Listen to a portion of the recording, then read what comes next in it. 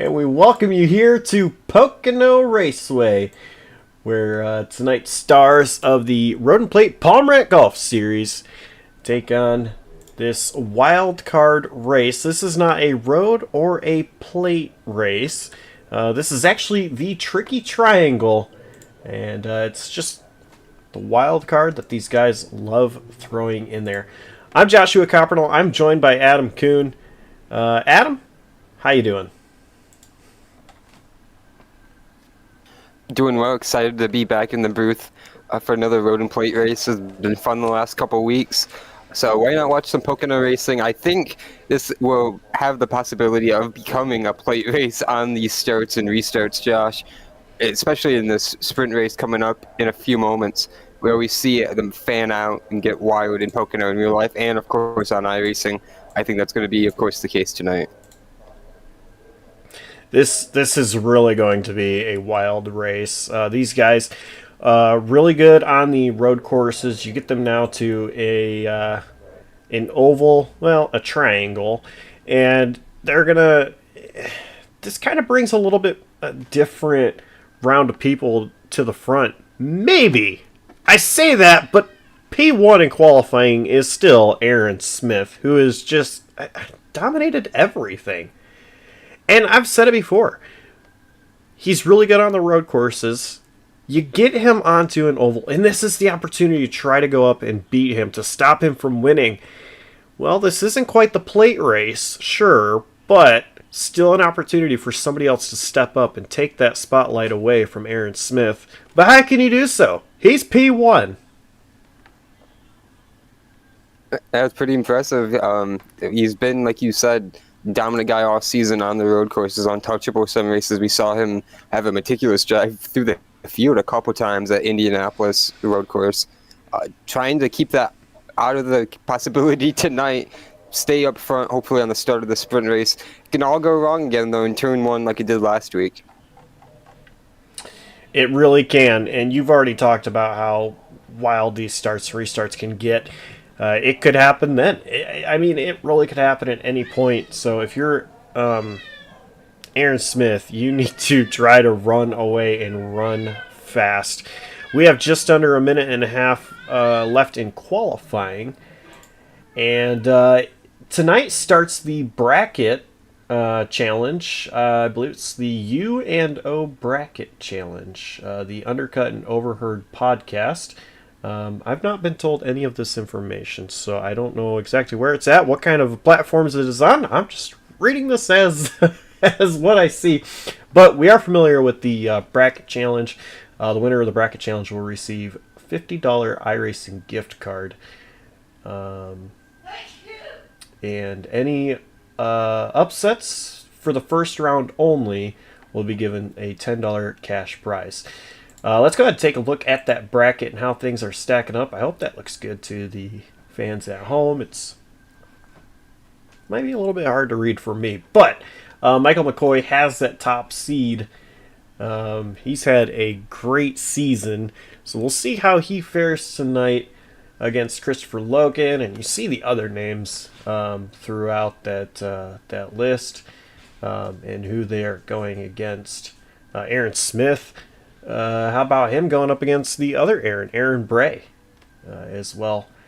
So, a lot to look forward to over the next 4 weeks. And as qualifying comes to a conclusion, I have to say after this, Adam and I are packing our bags and heading to Canada, where, virtually, of course, because this series visits 2 Canadian tracks the next couple of weeks. So, qualifying is done. We're going to take a look at the starting order, but before we do that, just give me a quick second.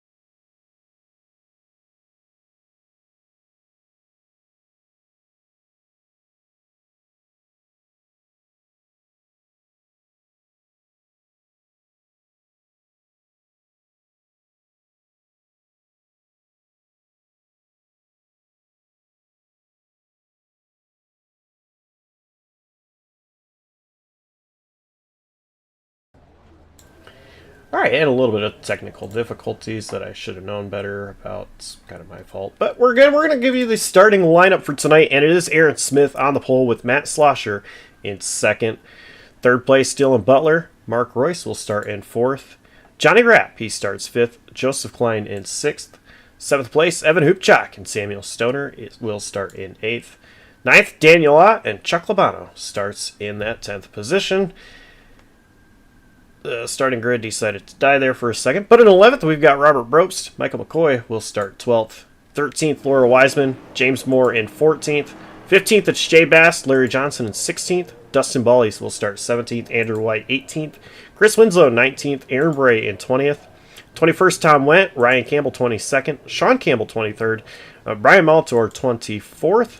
Peter Stewart 25th. Christopher Logan 26th. And Steve Vest will start in 27th. Cars are rolling, and they are just getting out of turn one. Adam, who you got as your pick to win this sprint race? I'm going to go with the guy on the outside of the front row, Matthew Slosher. He's been really fun to watch the last couple of weeks I've been in the booth. I think he's going to have a pretty competitive sprint race here. He wasn't far off in that practice quali session we just concluded. So I'm curious to see how that 400 car is going to shake up in the sprint. I'm going to go with Mark Royce. He's going to start in that fourth position. He's got some pretty good track position, and I think he can get it done here in the sprint.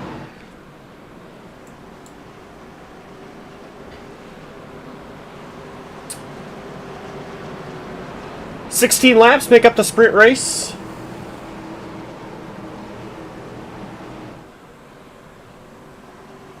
And, of course, we will have a sprint and a feature tonight. This track, 2.5 miles in length. It is known as the Tricky Triangle in Long Pond, Pennsylvania. Pace car ducks to the safety of pit road. Inside the restart zone, green flags out. We're underway here at Pocono.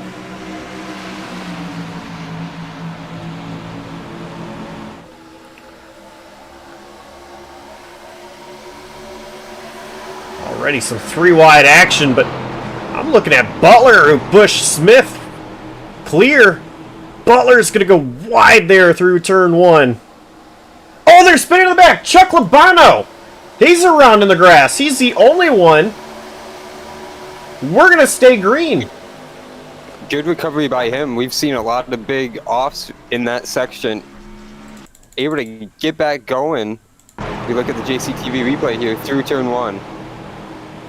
See what happened. He was 3 wide with Evan Hoopchak and Samuel Stoner. Hoopchak moves up. And poor Chuck Labano just goes around.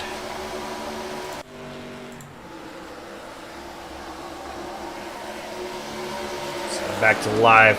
Aaron Smith, he is snaking down the front straightaway trying to break the draft. But some of these guys not having it. Others following him down there to the bottom of the track. You mentioned that start by Dylan Butler. Sorry, Josh. The inside got rolling really better than the outside. Slosher fell back to fourth. He's back up to third. Now looking to get back by Butler.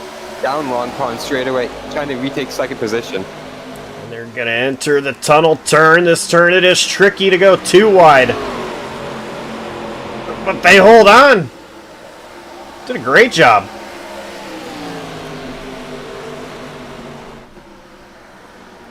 Slosher still fighting on the outside of Butler for that second position. He's going to get clear.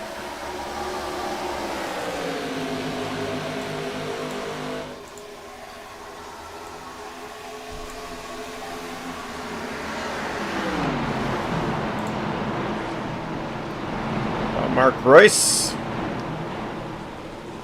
My pick. He's in 6th.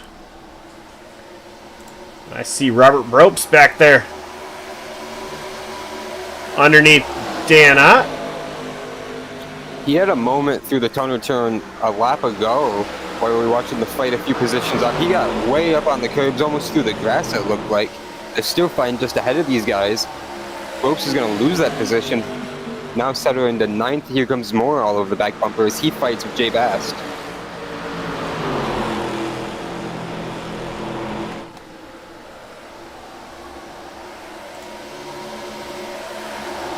Stoner to the inside of Royce.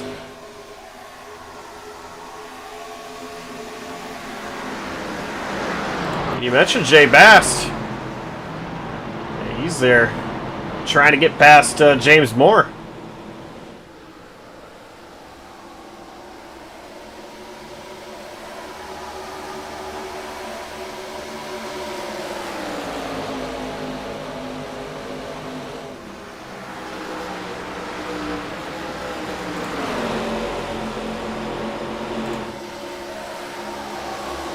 This guy's still trying to battle. Fight a few cars up. Battle for third is finally settled up. Butler falling to the fourth position. Mark Royce catching him now. 96 continues to fall a little bit through this top five. Just look at this. I love that. You see it all the time in real life, and these drivers try and do the same in the sim. Break of the draft and get the draft of the guy in front. Rubber Brobst, he caught the wall a little bit there at the exit of one.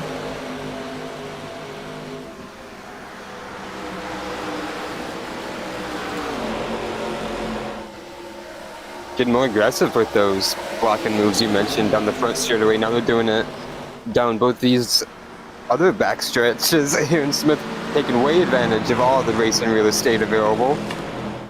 They're just allowing some of these guys close up behind them.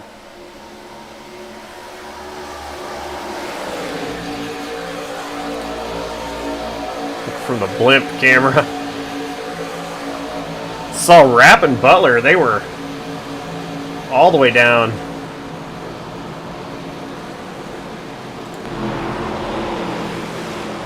Mentioned that Butler was getting pressured by the 44 now for that fourth position, but it's gone the other way again. Looked like Butler was turning it up on the 52 of Rapp, but now Rapp almost pushing Matt Slosher into turn two. Johnny Rapp doing a great job.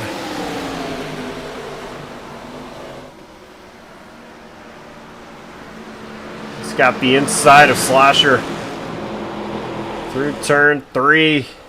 Slosher, though, hanging strong.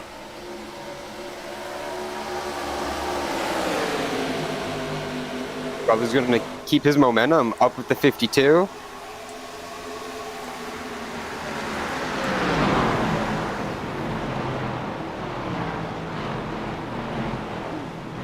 Slosher ain't going away.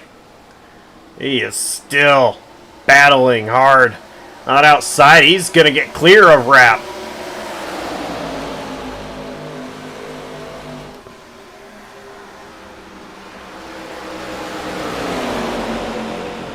Royce up to fourth now. He does get by the 96. Allowed Samuel Stoner to close in on this. Top six almost all right here within a second. Aaron Smith, he is starting to extend his lead out just a little bit, but I mean, these guys, they're not letting him get away. Is that time by? They're fighting for P2. Oh yeah, absolutely. Slosher and them starting to close in, but as you mentioned, you know, they're not fighting for P2 right now as they're single file. That is just going to help. Not slowing the each other down with the air.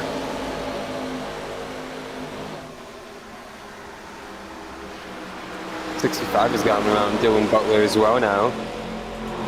Stayed tucked up to the 44 of Royce down the straightaway just to get momentum into the tunnel turn. I want to go on board with Stoner. Right along a lap here.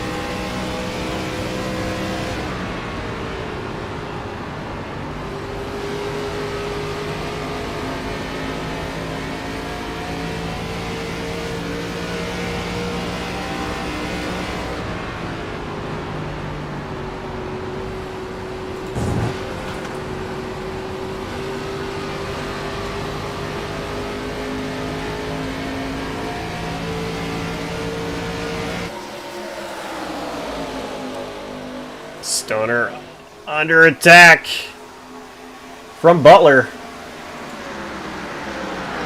Heard him catch the curb there through 2 and 3. Wonder how much that cost his momentum down the front straightaway. There we always talk about how long the front. Oh my! I don't know who that was. It looked like a few of them just caught the wall there off of turn 1. For sure, Slosher did. I don't know if Smith did as well, and Slosher followed Smith and Rapp followed Slosher, and I'm not really sure, but yeah, that was something. Here comes Royce to the inside for the 3rd position.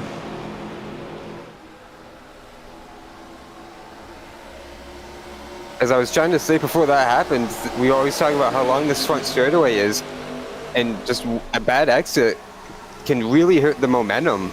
And with this being such that long straightaway, longer than Bristol is entirely, it really eats up on your entire lap time and the speed you can carry into turn 1.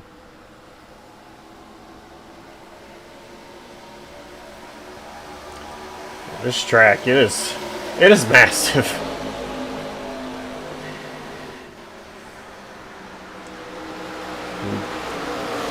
Big speeds here. Entering 3, I saw Mark Royce at 181. And that's just, you know, from turn 2 to turn 3.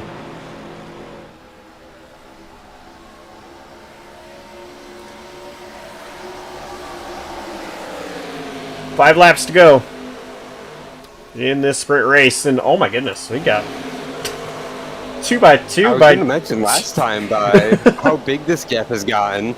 This is probably why. Wow. My goodness, look at Andrew White in the 3. This is flashbacks to the Sebring sprint race. Yeah. These guys all over each other. You got Moore, Brooks, Bally, and remember the top 10 will be inverted. Look at Laura Wise, there's somebody in the grass. Oh, no. Who was that? It was a fine, I believe. Oh, no, maybe not. They're still wrecking out back there. We do have a caution. I'm not sure the number.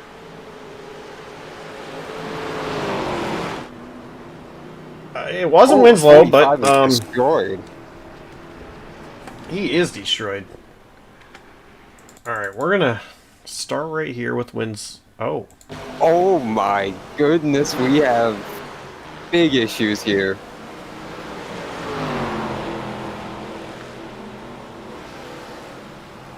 Oh my!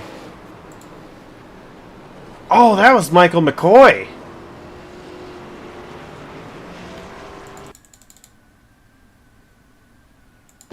Okay, let's see where this stemmed from. Yeah, picking up off of turn 1, heading into turn 2 where we got a glimpse of it live. It's going to have an issue right here in the center of the turn. Oh, just cuts in the J-Bass line. Good save for the most part. Just couldn't keep it straight. Fish tears it into the wall a little bit and then back down the track.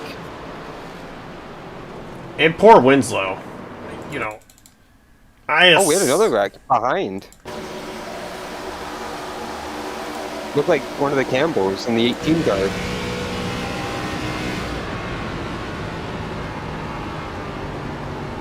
Check that out here in a moment. Oh, man. We just have no idea. Just no way to predict what the 33 of Michael McCoy is going to do there. This is Ryan Campbell. Sees that scariness in front of him.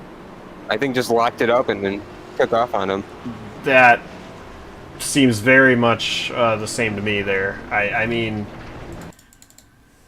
When you see the underneath of a car in front of you, that's probably very suboptimal.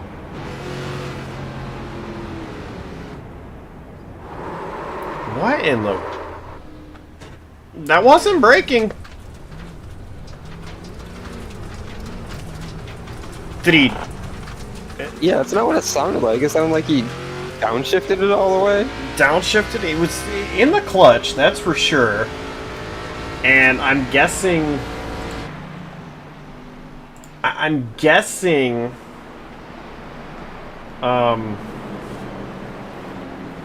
may have downshifted too far, and so when he let out of the clutch, the engine just lit up the rears and spun him around. He didn't hit anything, so that's the good news. Didn't sound like the engine is hurt at all. So for Campbell, lost a track position, some hurt tires, but he's still got a clean race car.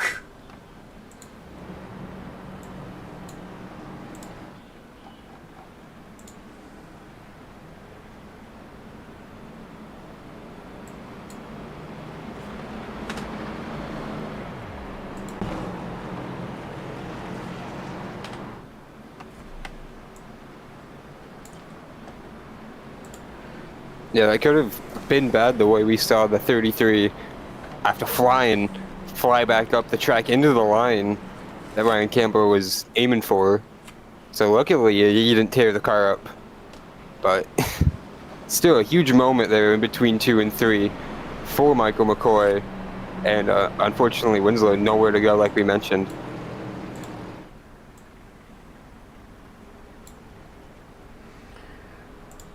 So while we are under this yellow, I want to say something. And that is that a few moments ago, before we went live, I noticed that we were at 899 subscribers. And I sent a message into the Discord of the Road and Plate Palmer Golf series saying, whoever is the 900th? Yeah, that's it. 900th subscriber, I will give a free virtual hug. I don't know who did it, but we're at 900, and that is incredible. And I can't thank everybody enough for that. That is awesome. It's been a long journey, and I'm looking forward to the future, what's ahead. It's all thanks to the fans and the awesome drivers that continue to put on a show each and every week. So thank you so much. It really means a lot to see this channel. And what I was told I probably wouldn't even be a good commentator at one point. It's been an awesome ride.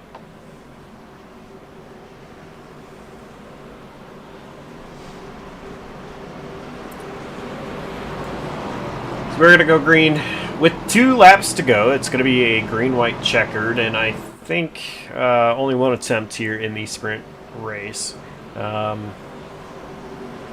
I think only one attempt here in the Road and Plate series anyway, but remember the top 10 get inverted, so if you finish first, you're going to start 10th in the feature. If you finish 10th, you're going to start first in the feature, and every place in between is going to be inverted. So we're going to find that out. Aaron Smith, he's looking to continue his hot streak and take another victory, but this time on the tricky triangle as the pace car comes into the safety of pit road. Aaron Smith, Matt Slosher front row, green flag flies. We're back underway here at Pocono.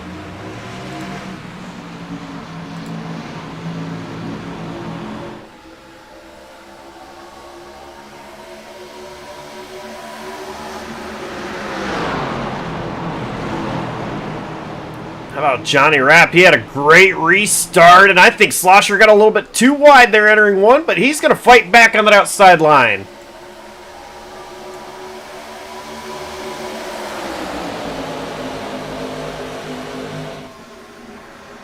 He is completely clear of Johnny Rapp. As Stoner was side by side with Rapp. Struggled a little bit. Mark Royce gets sideways. Looked like Robert Brooks was ready to capitalize, but he also got sideways just a little bit with the rears.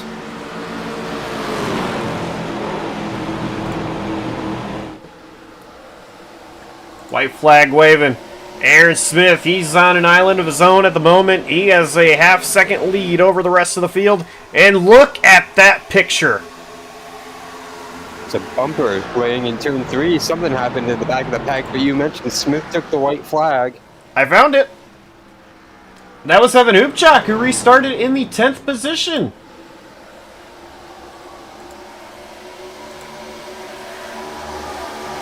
Look at But These yeah, as guys. you were pointing out, the chaos heading to turn 1, it continues into the tunnel turn on this last lap. Everyone's fighting for invert spots here. Oh my goodness, look at more losing spots. The battle for the chance for bottom of the screen almost went 3 wide into turn 3. Aaron Smith off turn 3. He's easily going to win it. And look at all of this. Oh my goodness. It was a photo finish for the invert. And it is Stewart got it barely over the 3. Peter Stewart, who's going to be on the pole for the feature. But how about it, Aaron Smith, victorious once again. Can he be stopped?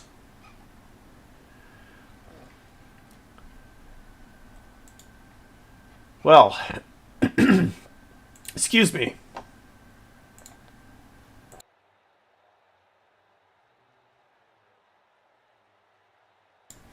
So, before we go ahead and talk to our sprint race winner, I just want to remind you that Palm Rat Golf delivers classic styles in a modern fit that allow you to move seamlessly from the office to the course to hanging with friends and family. Visit palmratgolf.com today to browse their collection of fine golf apparel, including polos, pullovers, pants, and more. Aaron Smith going to go through the road course. Let's see if we are able to catch a word with him. He is not in the waiting room, at least. I still got him, though.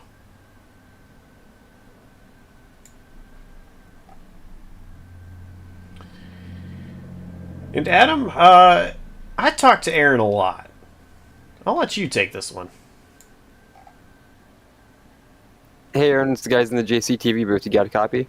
Yeah, I've got you.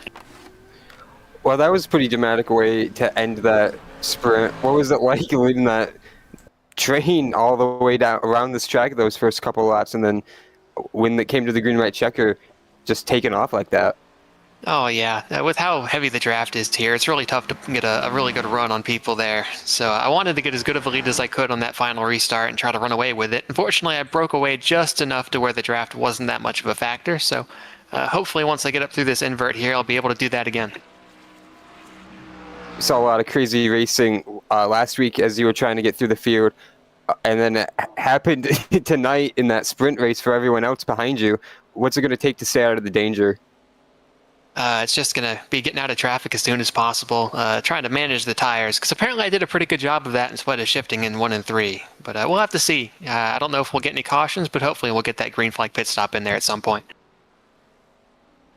All right, well, good luck in that feature race tonight.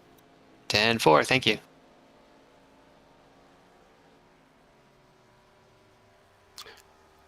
Once again, congratulating Aaron Smith on that sprint win. Going to start from the 10th position here in this feature. That's just about to start in about 40 seconds or so. And of course, remember, top 10 will be inverted. So Aaron Smith going to have to start from that 10th position. Looking forward to seeing how he can drive his way through the field. See if he can get back up to the lead to contend for the win in the feature event.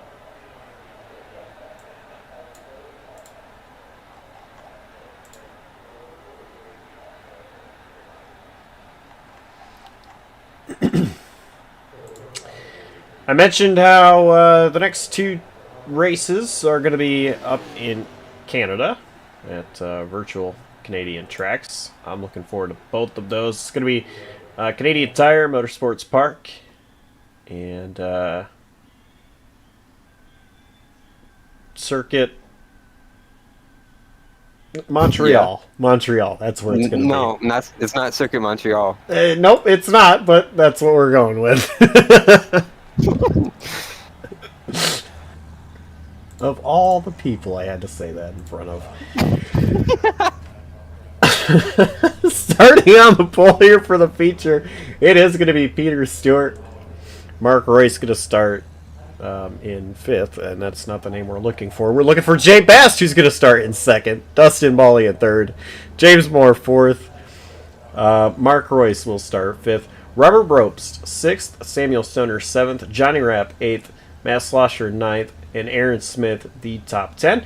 11th on back, they will start where they finished in the sprint race, which looks like Andrew White in 11th, Larry Johnson 12th, Chuck Labano 13th, Laura Wiseman in 14th, Dylan Butler 15th, Ryan Campbell 16th, Daniel Ott 17th, Aaron Bray 18th, Christopher Logan 19th, Michael McCoy in 20th, Tom Wendt 21st, Chris Winslow in 22nd, Evan Hoopchak 23rd, Sean Campbell 24th, Steve Vest 25th, Joseph Klein 26th, and we don't have Brian Molitor here tonight, I don't believe. I didn't see him in the sprint race.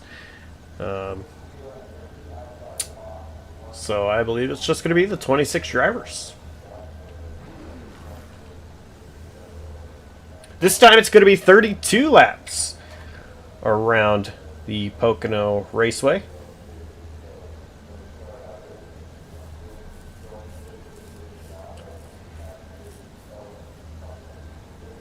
We heard Aaron bring it up in his post-sprint interview there about having to make a pit stop here in this race. See that every week in the future event. It's going to be interesting when that gets decided here, as it is in every race in the Road and Plate series, and it definitely will be tonight, like you mentioned, top of the show. Not really a real oval, kind of like a triangle in this wildcard round. Pace car starts to roll. We're getting ready for the feature event, and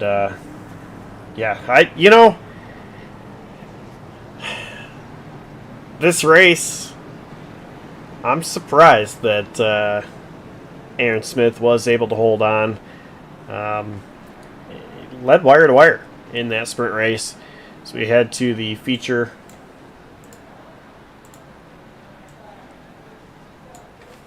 Of course, I need to change something. There we go. And so, yeah, it's going to be interesting to see him come from the 10th position. Adam, who do you have winning the feature event? I'm going to go with someone who's been quiet all night.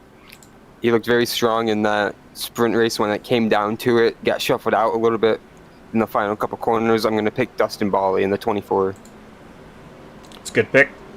And he's starting 3rd as well.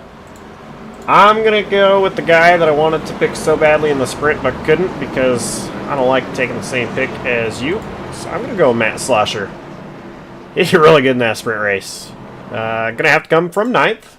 But I think if anybody can do it, he can.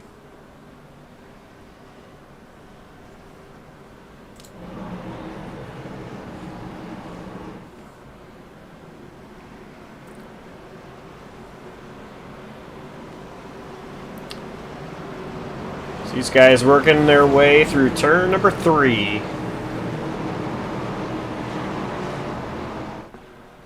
Pace car going to hit the safety of pit road. We're ready for 32 laps here at Pocono. Green flag's out, and already drivers jumping out of line.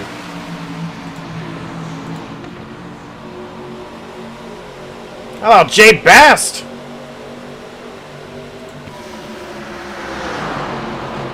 Jay Bast wants the lead, and he's going to get it. Little bobble, little check up there. Yeah, James Stewart, you mentioned a check up there, kind of checked up 3 cars behind him and ping pong Dustin Bally way back there 3 wide. Aaron Smith all the way up to 6, trying to make it 3 wide into turn 2, going to think better of it. Yeah, 3 wide is not a place you want to take it. Turn 2. Or turn 2, not a place you want to take 3 wide. But that was incredible. And whoa. My time says Matt Slosher in 4th. That is correct. What in the world? Yeah, that's caution. Crazy all around. We got a caution incident in turn 3. Oh, big Oh! one off at the final corner. Laura Wiseman, Sean Campbell. Just two of the many.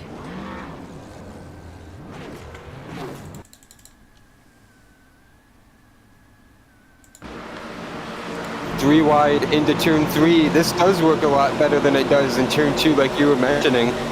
Oh, it didn't go right this time. Looks like they just wanted the same lane off of turn 3 down the front straightaway. Same with Stone and Laura Wiseman.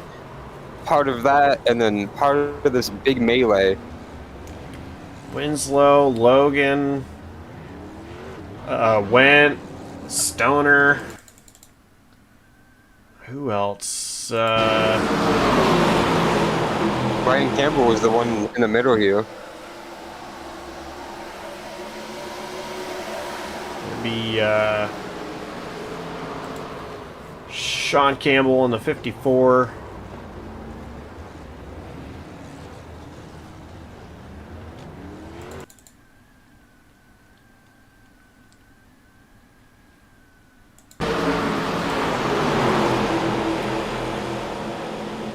Joseph Klein, I think. Oh wow! Not gonna lie, seeing the way this race started, I kind of expected something like this, but surprised it happened where it did in the pack. They've been really aggressive at the front of the field. Yeah. I agree. If you would have told me that there would have been a big one, I would have said, yeah, it would have come from up front, maybe from those cars in row number 2, and I would have definitely been wrong there myself. So, wow.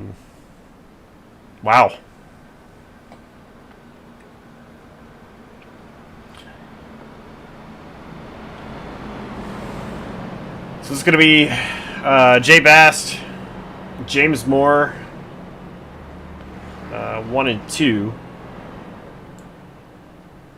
And that was an incredible start out front, especially for Slosher and Smith. To go from 9th and 10th to 4th and 6th in the opening lap, really, even before they got through turn 3, I mean, it was incredible what those two drivers did between turns 1 and 2 of this track. Here we saw James Stewart, who started on the pole, have issues completing turn 1, I should say, once he got passed for the lead, and it really checked up a lot of guys behind him and really pinballed a lot of them around the Long Pond straightaway and ruined their momentum. And Smith and Schlosser, starting as far back as they did, were just able to capitalize, not be a part of, I should say, all the chaos right at the front of the pack.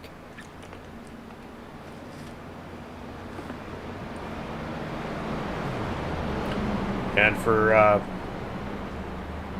Peter Stewart, he's going to have to try to battle these guys, get that lead back. That was a great jump by Bast, though, to take the lead from Peter. But we are 1 to green, so the field's going to go 2 by 2.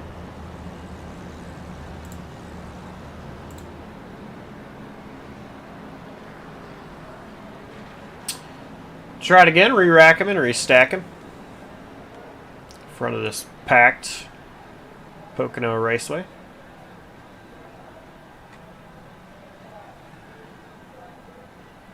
I didn't mention the weather for today, but the track temp is 88 degrees Fahrenheit. So these guys really won't be worrying about sliding around because of heat. 79 degrees Fahrenheit ambient temp, and even the wind is calm at 2 miles an hour, so weather not going to be affecting these guys at all.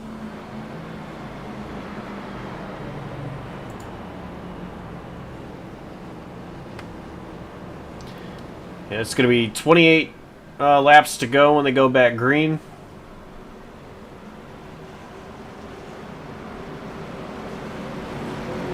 Remember, these drivers still will have to make a pit stop at some point in the race. to get fuel. And probably tires. I imagine these guys would want tires.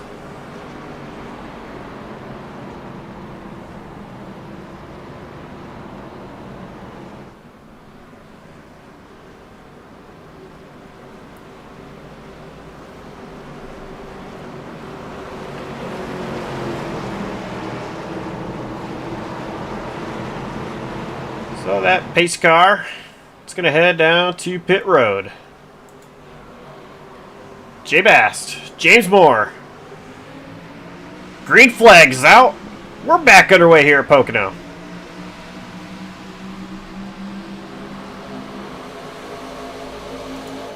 Look at Aaron Smith.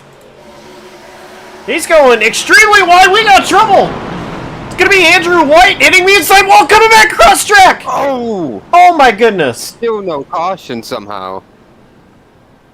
There it finally is, as Laura Wiseman is spun out in front of him. There was another car spinning with the 3. I believe it was Daniel. We got big carnage everywhere in turn 1. Yeah, I believe I just I think saw there were a couple of Winslow. wrecks here. I could not tell who that other one was. Let's look at the replay. It's hot. Oh my goodness. Oh my, the air time there. And there was definitely more wrecking in front of him where he remerged into traffic. Bet none of those guys had any idea the 3 and the 29 was shooting back up the track. It was the 29. Oh man. Okay, what happened with him? Did he catch air as well? I don't think he caught air the same way the 3 did. Oh! He did catch air. Oh my goodness. And it spun him the other way. Oh, caught Winslow. I'm Laura not sure on Wiseman. that. Oh, they had to keep wrecking. The 29 had to keep wrecking because we saw him backward there. That is true. I Alright, think, we're just gonna go blimp here. yeah, there was another incident here altogether.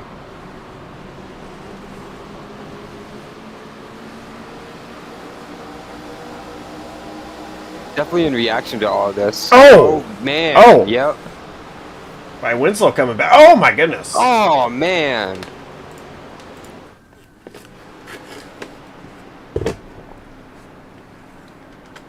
Yeah, the way they all were just coming to a stop there, it just looked like there was something else happening on the exit.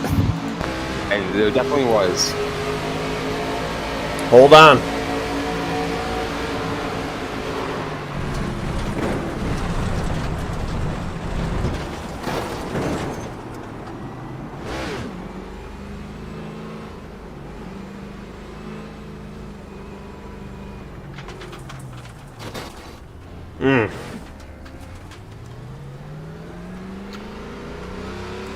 Going back to what initiated all this, I can't believe that such a minor hit between the 3 and the 29 shot them both to the left like that. Oh, I agree. I mean, even like the contact between, or that, you know, between White and Ott, for his car to react that way, that the 29, for him, his car to react that way really surprises me. Even, and you know, I mean, both of those drivers, I mean, at that point were along for the ride. You know, it's easy to say. A lot of that could have been prevented by holding brakes, but you know, you hit the grass, lifts up the entire car for both of them, and at that point, I noticed White had it locked down too. There's nothing he could do other than just hold that brake and pray, and come right up back onto the track. That was ugly, and man, I'm glad this is a sim.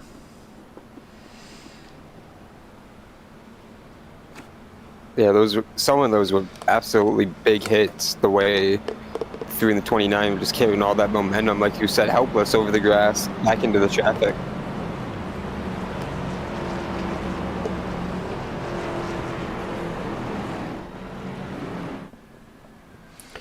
couple of early cautions here.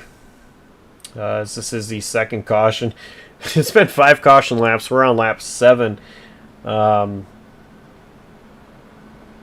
These guys, this is not typical for them. This is also a different style of track than what they are used to. Their wild card, we've seen throughout the years, be it Auto Club, Michigan, Indianapolis, or seasons rather, and we have Pocono here as well. It's different. In this track, it's called the Tricky Triangle. All 3 corners are modeled after 3 different tracks. So each one, it's very unique to drive.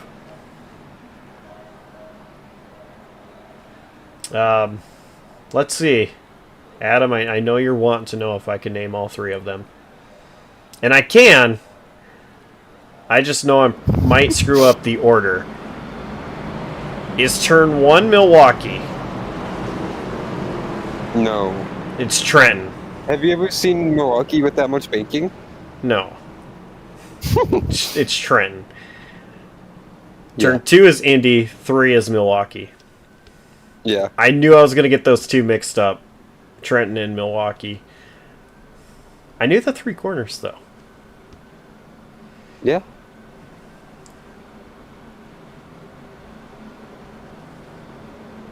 Yes, sir.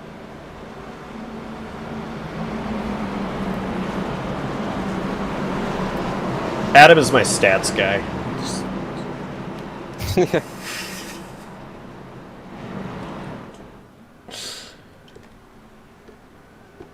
All right, going to be 24 laps to go when we go green here at Pocono. And this is the legacy version of Pocono as well. So even then, I mean, different than the Pocono that is the current updated track. Drives a little different, and that could also play a factor into how these guys are driving it. But the green flag's back out.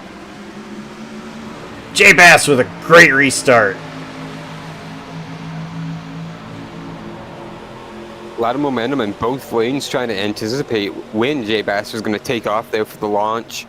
See them completely fanning out into turn 1 from the spotter stand view. Looked like 4 wide back of the pack yet again. Gonna make it through turn 1 this time. A lot of fanning out again down Long Pond.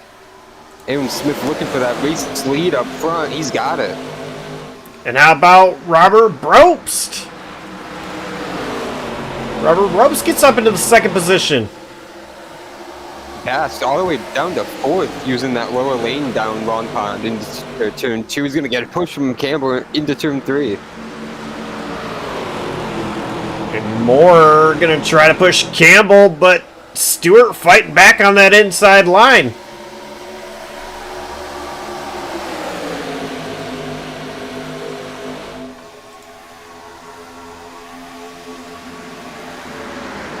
Look at these guys go. Stewart is going to get clear of Campbell. A little bit of contact between Campbell and Stewart. Oh, Moore's going to run over the back of the 18 there on turn 1. It's actually going to give Dustin Bali the advantage for the 7th position in their fight, as Evan Hubchak is pushing him with Samuel Stoner right behind. Usually you do not want to be caught on the bottom. You want to be on that outside line on the straightaways where everybody else is for the draft. But these guys doing a great job kind of bump drafting each other. That it's helping if you're stuck in that bottom. Really fanning out through turn 3.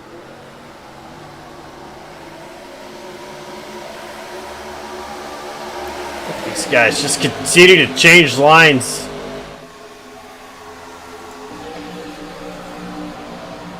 So they all head to turn number 1.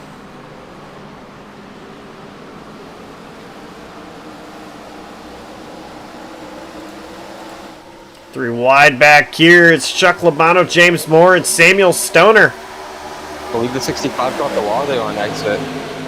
Oh, man, they're going to go 3 wide through the tunnel turn. No, Labano backs out of it.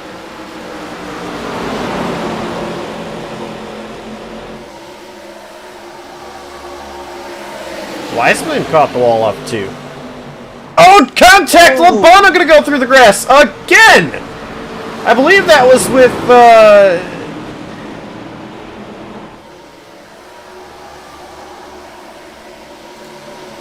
Larry Johnson in the 64.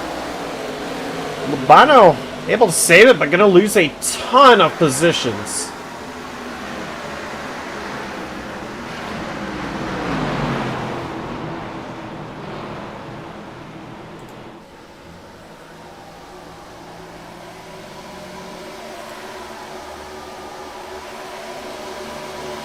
Ryan Campbell and Johnny Rapp side by side.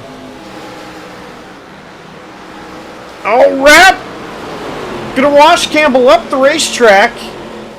Campbell gonna lose a couple of positions to Daniel Ott, Larry Johnson, and Laura Wiseman gonna try. It's Daniel Ott and Johnny Rapp are side by side.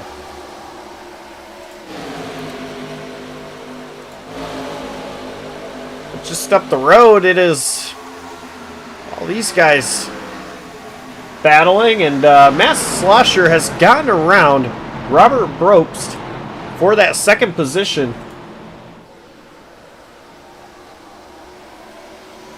So much going on.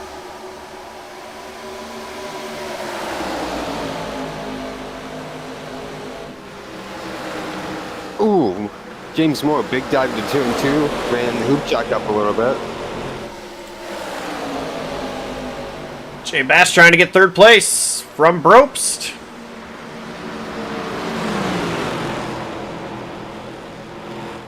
Brobst gonna hold on.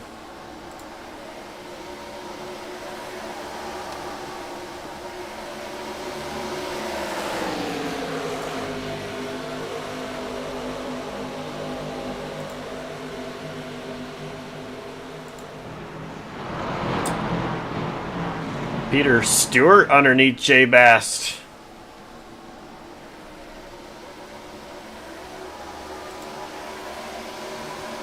Mark Royce and Stoner. They're side by side entering, well, going to be entering 2.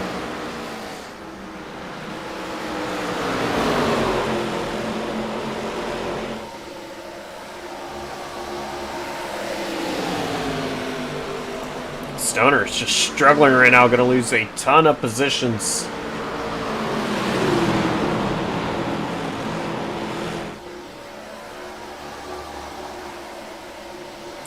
They're looking 3.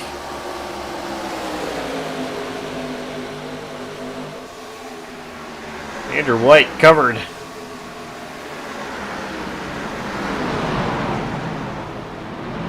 You got a little nervous in the 3 cut across the 29's nose like that, the front straight away. Didn't want to see any deja vu, but they got through it, and they're going to both pass the 52.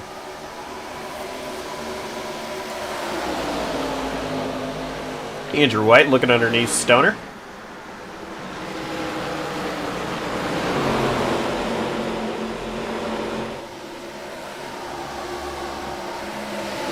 Three wide. They settle back to 2. Andrew White goes up the racetrack though. Got real tight. Here comes Lobano. Andrew White trying to cover Larry Johnson, wasn't able to do so. White loses a couple positions.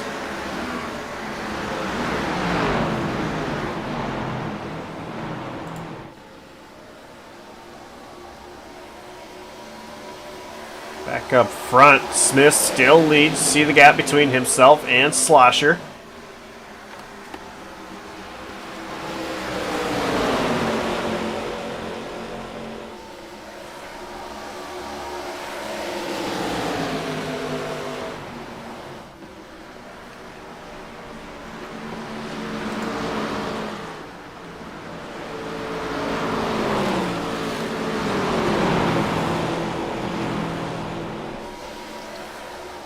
$16 down, 16 to go.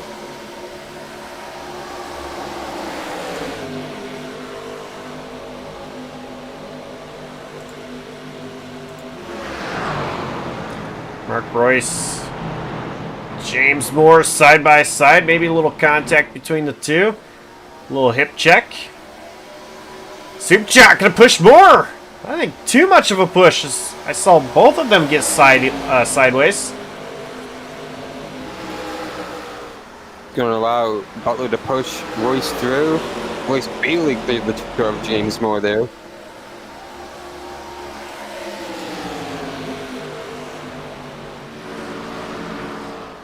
Oh, hoop jock. Into the wall. Looked like he was trying to run the outside lane and just shot it in way too fast.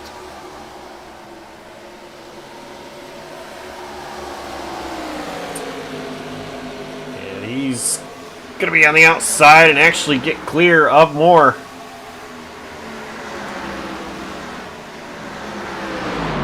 How about Labano? Back up here, still battling. Trying to get clear of Wiseman. Not able to do so. Andrew White moves out of line underneath Daniel Ott. White's going to get clear of Ott. Labano looks. Can't do anything just yet.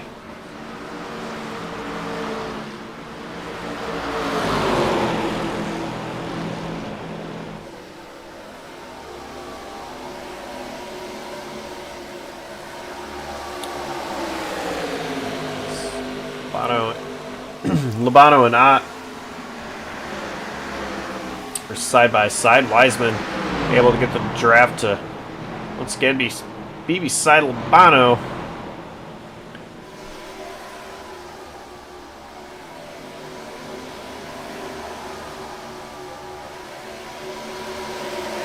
Michael McCoy back here having a race he would like to forget. Oh man, almost got a lot where it almost just ended right for him right there. Wiseman and Labano being aggressive with the tunnel turn in front of McCoy.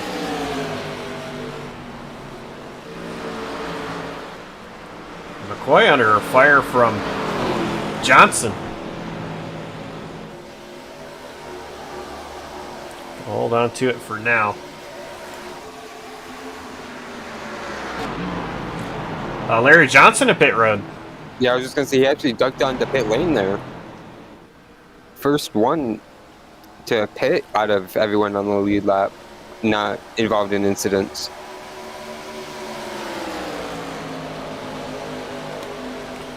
I think it's going to come.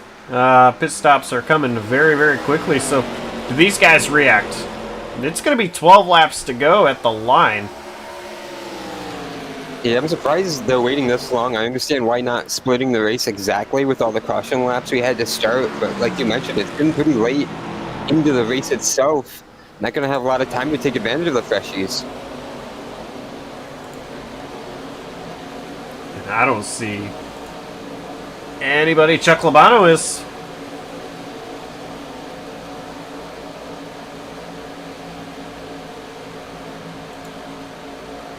Nobody else came.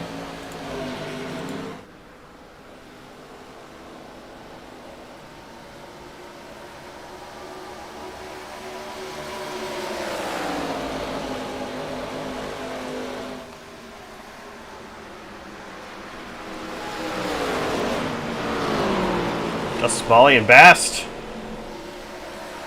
They were battling. Bast able Bast to clear way wide into turn 2, not way wide, but a little bit up the track in turn 3 here. Oh, you're gonna hate the curb there. Ducking to pit road, they all are. Oh, driver almost staying out. wiped out.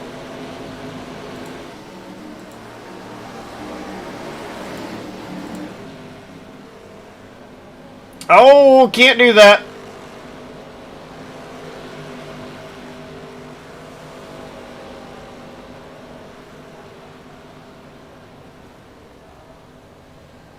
Doesn't look like there was a need to do that either, as Dustin Bali had the pit box before Jay Bast. Bali gonna be Aaron Smith off pit road. Stops. Alright, well, disregard what I said about fresh tires. Dustin Bally, 7.8 seconds in his box. Aaron Smith, it was 10.3 seconds in his box. Difference of fuel only and right sides.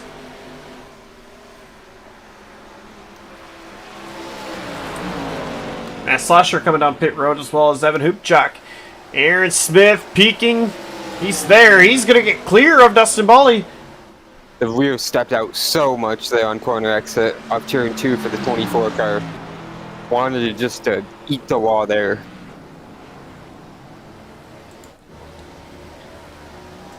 Slosher is rolling. 11.1 seconds for Slosher. He is going to be definitely behind the 8 ball here as far as Aaron Smith goes. Smith has already passed, but Slosher has been fast.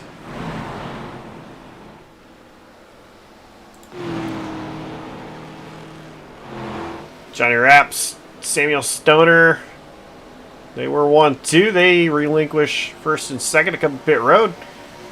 Stoner actually going to get ahead of Rapp.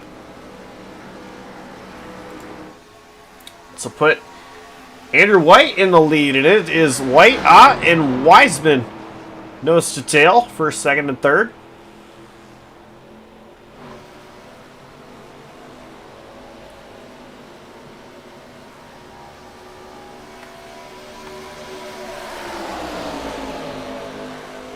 What a race these three have had. Yeah. These guys have been together all race long, and just incredible battling going on.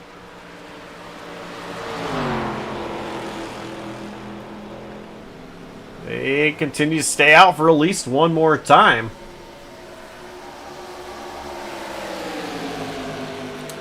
So how about Daniel Lott trying to get the lead away from Andrew White? He's going to do so. Not quite clear. White goes wide in one, though. Trying to slide up. Not going to be clear. White going to have a great run. Actually, Wiseman going to get clear of Ott as well.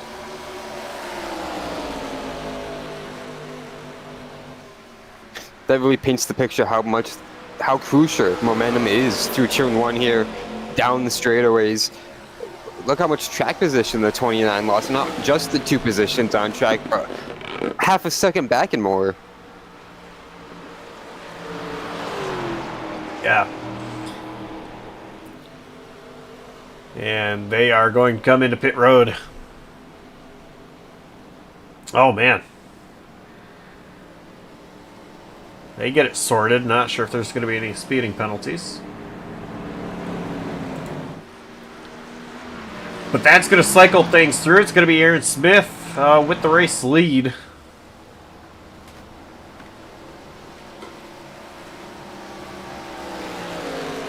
That is Larry Johnson also in frame there. And how about this? Look at this gap between Smith and Bally in second.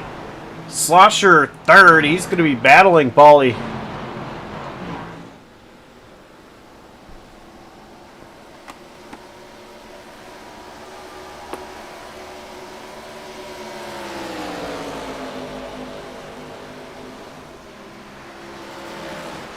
Slosher is there. He easily gets past Dustin Bally in a tunnel turn. Don't think Bally wanted to push the issue there and just decided to just ride in that corner and make it easy for both of their lives there. Yeah, and I wouldn't blame him at all.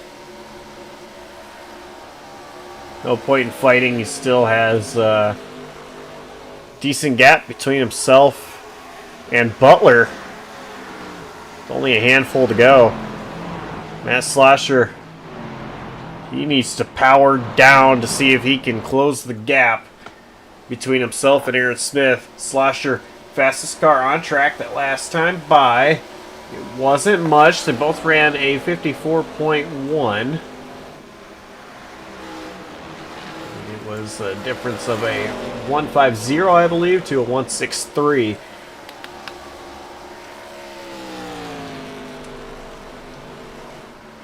Will not catch him doing lap times that close.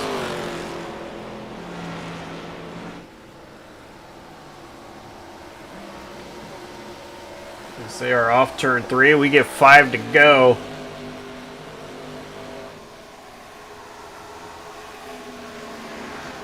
.54 threes for both of them. Even still.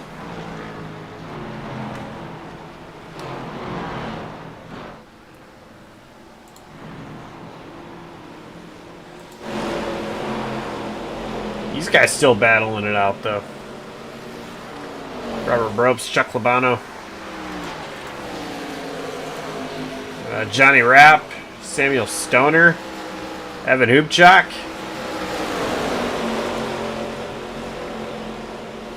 Hubchak might have caught the wall there off 2. Definitely looked like it.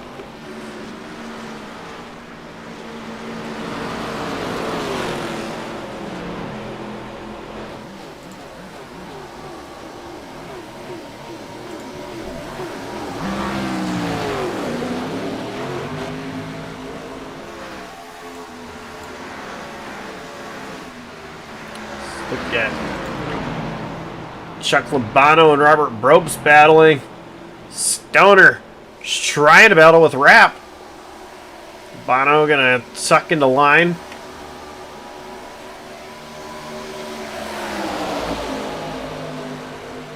Once again, try to pull out a line before turn 2. Johnny Rapp. Oh, Johnny Rapp hard to the wall. They stack up. Stoner and Hubchak almost made contact. They are going to make contact. Hip check there from Hubchak to Stoner. I think Stoner also hit the wall there off of 2. A lot of big moves there into 2 and then big contacts on the exit. For this battle, all these guys fighting for top 10 spots. This is all 6 through 10 through here.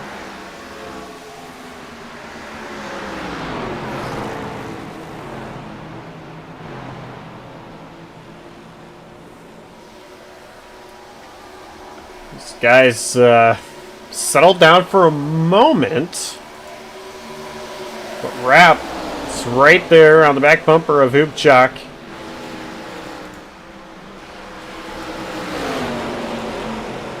Oh, Labano hard into the wall. Stoner, Hubchak, and Rapp gonna get past Labano. 2 laps to go for the race leader. These guys are coming down the front straightaway, and they'll get there. 2 to go.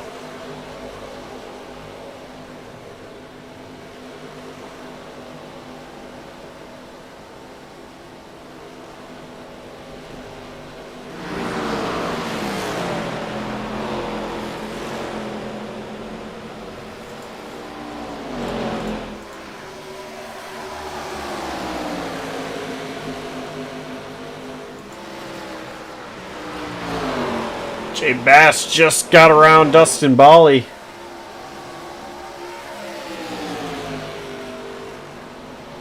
Dustin Bally wants to send it to the inside of Bass. White flag is out. Last time around. Pocono Raceway. For Aaron Smith.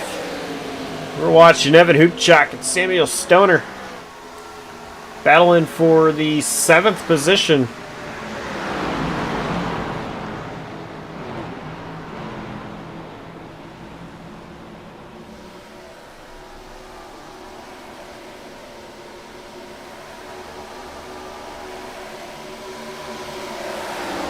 They are all single file.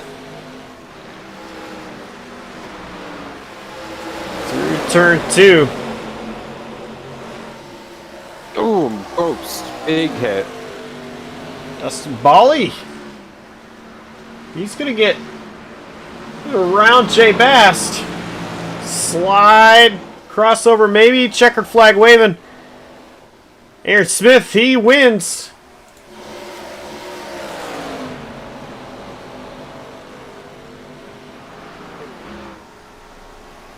what a race that was.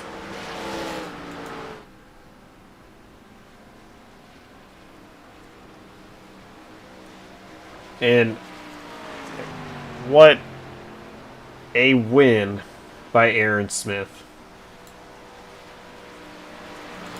Impressive just the way he was able to commit on that pit entry. We saw them almost all of them up front pit together at the same time, able to have a good two-tire stop like you mentioned, and just able to keep that advantage the rest of the race.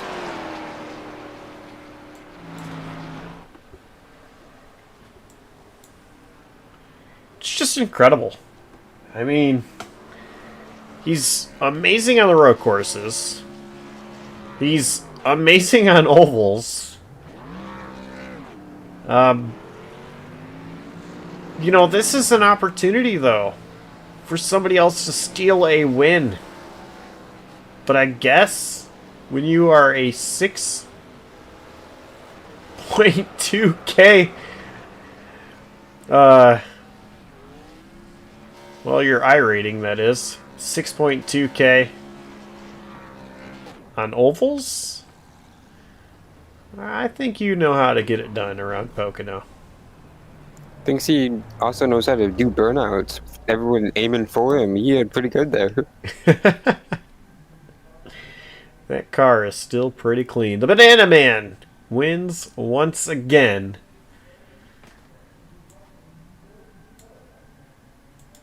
Let's go ahead and take a look at our unofficial race results. And it was Aaron Smith with the win. Matt Slosher bringing it home in second.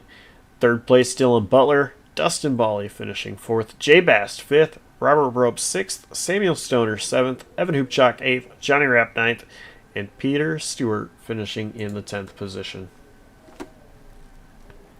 Chuck Laban was going to end up 11th. He was the one who I saw catch the wall in the last lap. Fell to 11th there in the final corner. Roy Wiseman 12th. Mark Royce ended up 13th. Andrew White recovers up to 14th after that crazy incident. 15th was Aaron Bure. Michael McCoy 16th. Chris Rinslow in 17th. Tom Wett 18th. James Morin 19th. And Christopher Logan rounds out the top 20. 21st was Steve Vest. Ryan Campbell 22nd. 23rd, Larry Johnson. He was one lap down. Daniel Ott 24th. Joseph Klein 25th. Sean Campbell 26th. And Brian Maltor did not race tonight. So we have some drivers to interview. And we are going to start with our third place finisher, Dylan Butler. And hey, Dylan, it was a third place finish for you tonight.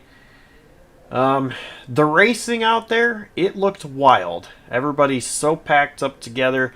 This kind of looked like a super speedway, but at the tricky triangle. What was your viewpoint like? The restarts were definitely chaotic. People were braking way earlier than other people expected. It was just chaos, for sure. And early on, the two cautions happened, but then it was that long green flag run to the end. Was there any mindset that thought that this race might have a few more cautions in it, or did you think that it was time to start getting a rhythm going to the end? I honestly thought that it was going to be a wreck fest, like caution after caution, but thankfully it didn't turn into that.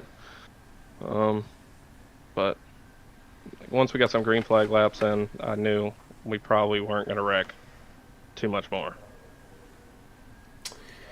Strategy-wise, I am very surprised at some of the calls out there between just fuel or two tires.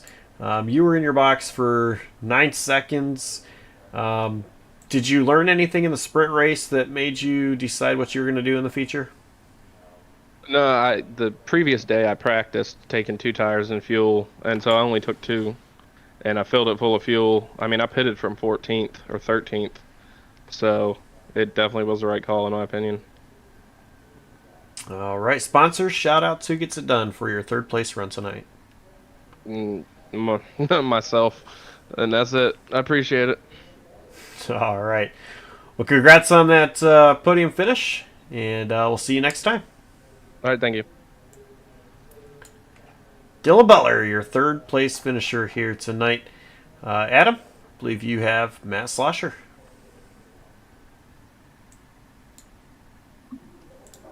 Hey Matt, congrats on the second place finish. Let's start off first with the start of the race though. You started towards the back of the top 10 with the invert roar, and you were able to drive up through the pack pretty aggressively there on the start with a lot of chaos in front of you. Yeah, it was pretty lucky to get up there quickly. There was a lot of chaos.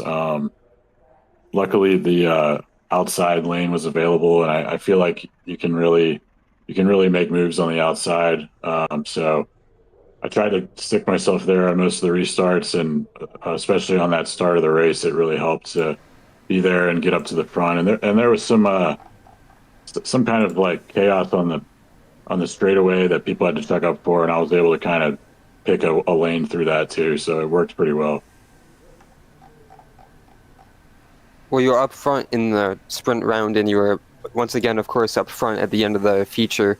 What was it like out there tonight with these ARCA cars? A lot of slipstream. It looked very chaotic, like you mentioned, down the straights. A lot of bold moves. Yeah, it was fun with the slipstream. I mean, it kind of felt like an old school like IndyCar race or something, with the amount of draft you could get, but you couldn't really use it to get past on the straightaway. You could get alongside, but yeah, it was fun. I mean, it was I had a lot of fun. I feel like I figured something out with these cars. I used to struggle with these ARCA cars a little bit. I think I was overdriving them, and I think I it was able to maybe get a little bit better feel today. I'm sure following Aaron helped me a little bit. Yeah, it was good racing. Fun stuff today. Looking ahead to the next couple of weeks, any one of the two tracks we go to the next 2 weeks on the road courses spike any interest for you? It's Montreal, and what's this next one? Mo Sport. Oh yeah. I like both of those. Should be a lot of fun. Excited for both. So yeah, as long as I don't hit the wall of champions at Montreal like I usually do, and I don't totally overcook any of those sweepers at most sport, should be pretty good race. So I'm excited for it. Who would you like to shout out and thank with another podium result here tonight? Yeah, thank you to the league. Thanks to Dustin. Thanks to Palmer Golf for sponsoring. Thank you to JCTV. Appreciate you guys doing the broadcast. Congrats to Aaron. Congrats to Dylan for his podium. And I think that's it. Congrats again on the run tonight. Good luck the next couple of races.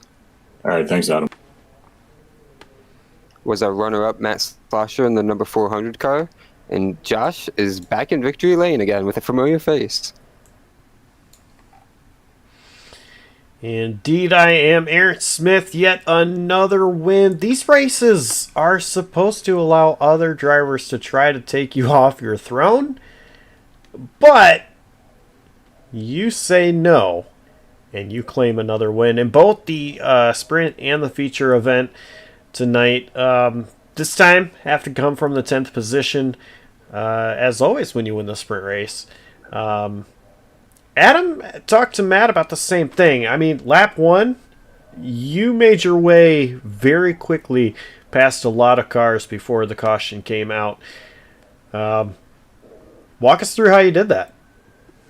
Yeah, it seems like a lot of folks weren't getting up through the gears very well on the initial start, and they were all getting stacked up. Because you have that target fixation when you're loaded up 2 by 2. You want to hit the guy ahead of you so they can move forward, and sometimes they don't move forward, so usually it's best to step out of line and see if you can make something work. And fortunately, with the way I was downshifting in turn 1, it was working very well. And we had that little mishap before the start-finish line where I had to get my black flag cleared, but fortunately Dustin was good to to get that fixed for me. But at the same time, we had a pretty big deal on the backstretch where a few of us had to brake, a few of us had to keep our foot in it and all that. But I'm glad we kept it mostly clean there once the cautions got out of the way. Yeah, it was a couple of early cautions and then that run to the end. Um, and, just the amount of battles that was going on throughout this field. Everybody was close together for the most part. Um, Daytona, Talladega, those are restrictor plate type racing, pack racing. Tonight kind of reminded me of that here at Pocono with these cars and just the way things were driving. Were you doing a lot of mirror driving like what you would at if we were at Daytona or Talladega? I was, but it was less a matter of like figuring out who I'd get to push me and more about who I could try to surge forward and have them fight for second going into the corners.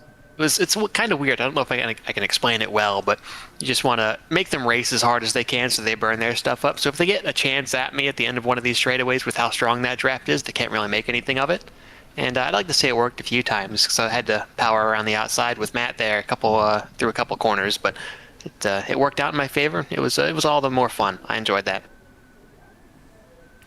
Now, I bet these drivers are really hoping you don't have a virtual passport as we head to Canada for the next two races. But looking forward, we do have those the next two road courses, last two of the season, of course. How much are you looking forward to heading up to Mosport and Montreal? Montreal is a bit difficult for me, but I do enjoy Mosport. It's one of my favorite NASCAR tracks. I wish they still went there in official racing. Like I loved racing the trucks there, and I hope they come back in some time in the near future. But yeah, should be fun in these cars, and I'm looking forward to seeing what the rest of this season has to hold. The bracket challenge is looking pretty good so far. Indeed, it is. That's for sure. Who gets it done for that winning banana machine for you? Well, I'd like to thank all the folks at Road and Plate for continuing to put up with me this season. I know I said I was going to give them a break, but I'm a liar, so it's all right. I'd like to thank y'all for broadcasting, all the folks for watching, and I'm looking forward to getting back at it next week at Mosport. All right, congrats on yet another win in what has been already an incredible season for you. 10-4, thank you. Whoops. And that was race winner, Aaron Smith. Adam, tonight, it was a pretty fun race, don't you think? Absolutely. The battles in the midfield yet again continue to just be so aggressive, so fun to watch. Even the strategy up front for a while was really fun. Like we saw in the sprint race, Aaron wasn't able to really pull away until that green-white checkered, and it kind of looked the same again in that feature. He had a little bit of a lead, but didn't gap them until it was time to go after that pit stop cycle. And once he did, he was untouchable by a 2-second gap. But like I said before, it's so fun to watch these guys battle so aggressively for every position throughout the entire field. We had batters within the top 5, that big pack right outside the top 5 racing for top 10 spots, and then all night craziness outside the top 10. Yeah, there was no shortage of entertainment and battling, and these guys did a great job keeping it clean for the most part. A couple of early mishaps leading to accidents, but overall, I mean, it just, these guys, they truly enjoy racing around each other, I do believe, and they never ever disappoint putting on a great show. Looking forward, I am really excited to see both Mosport and Montreal. I think both those tracks are pretty fun to watch drivers race on. I specifically say that because I couldn't drive them. That would definitely not happen. But they are fun tracks. And so, once again, these guys, they are going to put on a great show there. I know that. And just look forward to when we get to those races. Other than that, I don't know what's going on with Saturdays, so I don't know if there'll be a race to tune into. But I can guarantee you, we're going to have a broadcast next Thursday night right here on JCTV for the Road and Plate Palmer Golf Series. And that, of course, will start at 9 Eastern Time. So until then, thank you for joining and watching. As always, thanks to the fans, the admins, the drivers who make this happen.